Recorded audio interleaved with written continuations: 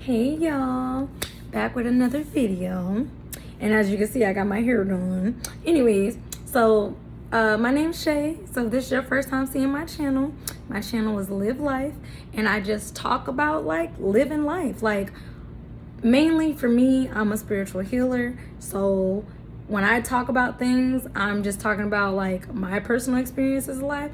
And of course I do discuss, like, generally a lot of my videos have been inspired by conversations I've had with friends, family, or co-workers or whoever, right? So this video is basically inspired by the fact that a few days ago I had like 2 disturbing dreams, right? And it was really weird because I haven't had, since I got rid of my narcissistic mom out of my life, I have not had any nightmares in a very long time, right? So I don't even remember what the dreams were. I just remember the feelings I felt when I briefly woke up. And I know that when I woke up, I was like, I rebuked that, return to sender, you know what I'm saying? Because the first thing that came to my mind when I woke up was like, what was that dream about? What was going on? And, you know, like a voice inside of me or a feeling that I had was like witchcraft. And I'm like, oh, hell no, I ain't got time for that. So it like inspired this video, and it also sparked a couple of memories or flashbacks, right, for me. And I wanted to talk about witchcraft because it is a very real thing. As far as I know that my mom, you know, this is back when I used to love her. I have love for her, but I don't love her or look at her how I used to. You know what I'm saying? Now that I realize that she's literally my arch enemy and that she looks at me as competition. She's very jealous and envious, bitter, and like she resents me, and you know, just all these things, right? So it took me like back to a memory where like it was like 2012, and like she lost our house, so we were homeless, and I went to go stay with my uncle.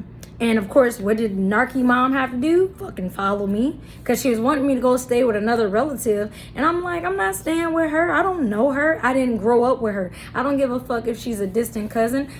I don't know her. I don't like her. And, you know, at 18 years old, or was I 21? I was 18, 21, somewhere in there. Either way, I'm too grown to be checking in with somebody and for them to be like, well, where were you at? You 10 minutes late. You should have been. I ain't got time for that. You know what I'm saying? I don't got time to be dealing with somebody like that. I could come and go out my uncle's house as I please. You know what I'm saying? Without him asking a motherfucking thing. So if I come in at 3, 4 in the morning, my uncle don't give a shit. Shoot, I'm out hanging out with my friends. Something that I don't know my mom would know how to do if she had some damn friends. You know, shoot, hell, half the time I'd be out with my uncle till 3, 4 in the morning. We out there kicking it, singing karaoke, all types of stuff, right? Having a good old time. But anyways, right? So my uncle was dating this girl, and I remember I was washing my hair, and my mom, I don't know, she like snuck up on me while I was washing my hair or whatever in the kitchen sink. And I don't know about y'all, but me personally, I do not like washing my hair in the shower because my hair is like so long. I do not like it being in my ass crack and shit. I don't like the feeling of my hair being on my body.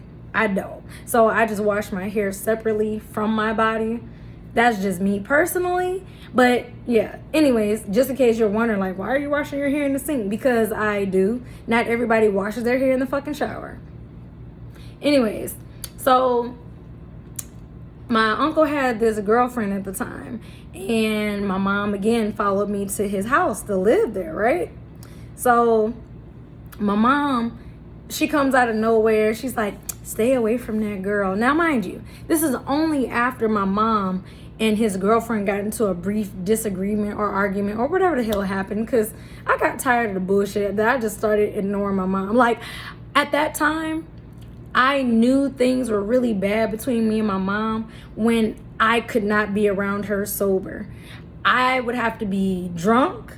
and I've never been drunk, but tipsy as hell. Because if I'm tipsy, a lot of shit could just slide. I let that shit roll off my shoulder. I don't give a fuck, whatever. Think what you want, say what you want. But understand, you run them hands, these hands run back. Pow, pow. Like, for real. Anyways, so, you know, at the time, like, I remember I would be with my brother and I would be smoking and drinking with him. And that's totally out of character for me because I'm not a smoker. I'm not a drinker. I'm not. Like, that's not my thing. I don't have to do that stuff to enjoy myself. So, and I feel like on a soul level, my soul knew not to deal with alcohol because alcohol has spirits, and don't deal with like nicotine, tobacco, or anything like that because it also to some extent has spirits. Because I mean, why else are they so addicting? You know what I'm saying? Why do people go to those things for escape? You know what I'm saying? Anyways, so back to my uncle's house or whatever. So I was washing my hair and my mom was all like, she found like a bag. Like, you know how in scary movies or movies involving witches, they have them little, I guess they're called hex bags or witch bags, or I don't know what the hell they're called, but you know, you can picture the kind of bag I'm talking about, right? So it was this little baggie. It had a little tie around it, a little, I don't remember what the symbol was, but it had a symbol on there. I, at the time, didn't think nothing of it. You know, I'm not like, well, open it up and see what's inside, because usually there's hair or a tooth or something that belongs to someone in the house. And the only people that was in the house was my uncle, me, my mom, and my brother. So did she take something of anybody's in the house? Like, you know what I'm saying? I didn't think nothing of it, right? But my mom mentioned to me, oh, I found this in the room or whatever. And, you know, I think his girlfriend is a witch and blah, blah, blah, blah, blah, blah, blah, blah. Now, fast forwarding to knowing that my mom is nothing more than a manipulative liar, pathological liar, you know, when I think back to that moment, I really thought about like, cause back to my dreams, right? I had like 2 disturbing dreams and I was like, what the hell were those about? And the answer was just like, you know, witchcraft. And immediately the first person that even remotely crossed my mind was my mom. So I'm like, hold on, is she sending me some kind of psychic attack or some shit while I'm asleep? Baby, return to sender. I rebuke all of that, because I just remember the feeling of like death and like despair, and that ain't got shit to do with me. That ain't in my reality. I'm manifesting good things, baby. I don't need none of, hey, get up. Don't you knock that down again. He always got to be doing something. He always got to talk back. Y'all got a talking cat that just talk back and just talk all the time. He be out there singing and stuff. I'll be like, shut up. Anyways, I love my baby. As you can see, he always got to be in the background somewhere. Anyways, so I got to thinking back to like that moment where she had the witch bag. Because in my mind, based on the movies, they would burn it, right? Or, you know, throw it away or whatever. My mom never mentioned throwing it away or setting it on fire. So what did you do with the witch bag? And then, were you the one who made it? Were you the one who placed it somewhere in the house?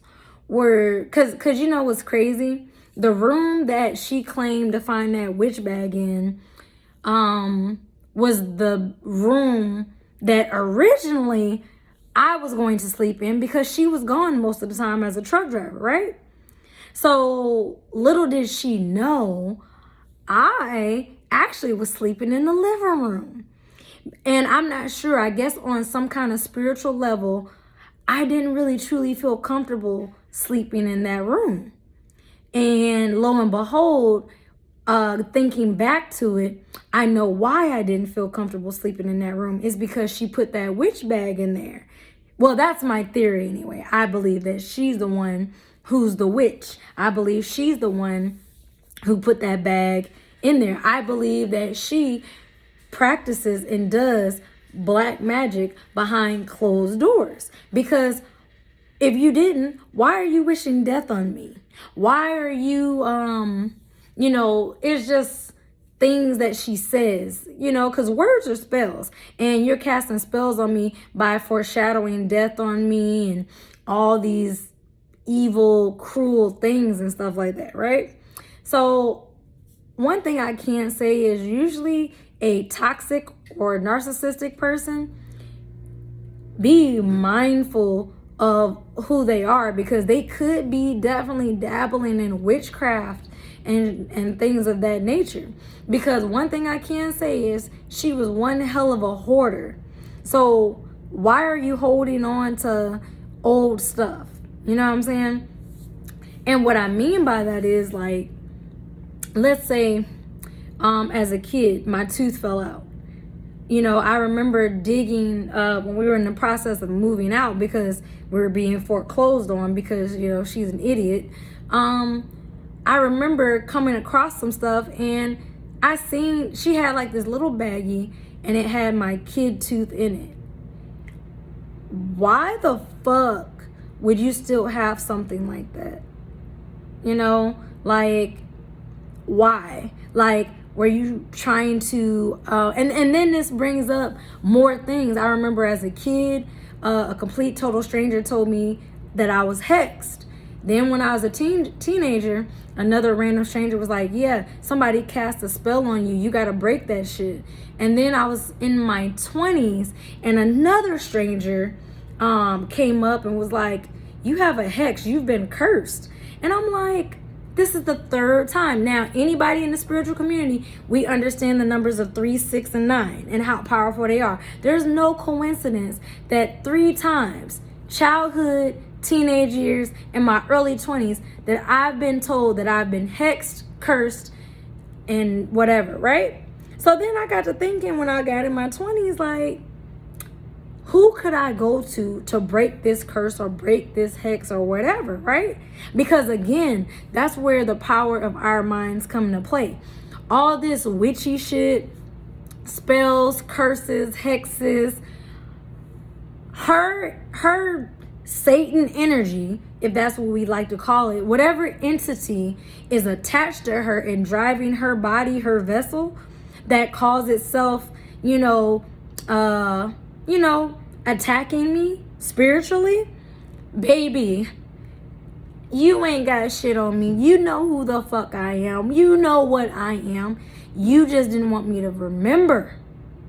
But now that I remember and I know that I'm a star seed and a chosen one, and that's the reason why I can't really, my light attracts so many different people, from high vibrations down to the lowest vibrations. You know what I'm saying? That's why I don't believe in that saying of you attract what you are. That's bullshit. My light is going to attract dark creatures, just like it's going to attract creatures of light. Simple as that. Light is light, And I just got to thinking back on this shit, and I'm like, yo. And I was listening to a couple of YouTubers of mine that I love to listen to, and they got to talking about, because one thing about the universe always brings everything full circle. I had those weird dreams, and I'm like, well, what the fuck? So I'm thinking about it. I'm at work thinking about it, trying to interpret, I couldn't remember exactly what happened. The only thing I could interpret was my feelings, death and despair. Like, why the fuck would I have these emotions? Like, what the fuck? And then when the thoughts of witchcraft popped up, lo and behold, a couple YouTubers started talking about witchcraft, and it resonated with my soul. I'm like, yo, like, hold on. Like, we're on to something here. We're cooking with grease now. Okay. But at this point, even if my mom cursed me or put a spell on me or a hex or whatever from birth, all you did was delayed my journey. That's all you did, because you knew as a baby that I had spiritual gifts, telepathy, I was scaring her by reading her fucking mind. You know what I'm saying? Who knows? I might have been doing telekinesis or some shit. Who fucking knows? My memory doesn't go that far back at the moment. But my thing is, I'm pretty sure that for her to fear me as an infant to where you wanted to murder me or attempt to murder me, I'm one powerful motherfucker. One powerful motherfucker. And these demons that jump vessel to vessel, person to person, because again, the narcissist is something that I've experienced through my life, from my mom to exes that I've dated to, you know, some co-workers or some friends. You know what I'm saying? Because my mom, you know, when she'll get to talking and making threats about putting her hands on me, I'm thinking to myself, that's that demon talking. But let me tell you, when I get to slapping your ass up, that demon gonna take a back seat in the back of your mind and let you take them pippity paps to the face. Then you're gonna be like, what happened? Why are you? See? Don't play with me. You and your demon need to go sit in a corner somewhere, because I'm not the one to be played with. You know, if you want to play on demon time, cool. But you're not about to play with me. You not. Because I rebuke you and the demon. You know, you over here wanting to be saved, possibly. But, you know, what's the point? I'm going to just let you be with your demons. I don't know what else to say. You know? But, and then it's just almost like I've had thoughts where I wonder if she sold her soul to the devil. You know what I'm saying? And if she did sell her soul to the devil, I don't think she would tell anybody that she did it. But he came to collect. Because, I mean, that year, oh, she was panicking. She was clingy. Pray with me, pray with me. Pray for me, pray for me. What you... Get up off of me. Why you clinging to me? That's because you know that... This is my theory. When she got to clinging to me, I feel that Satan was coming to reap her soul, thinking back on it. And she knew that her time was coming to be reaped. And, you know, because I don't understand what other thing would drive her.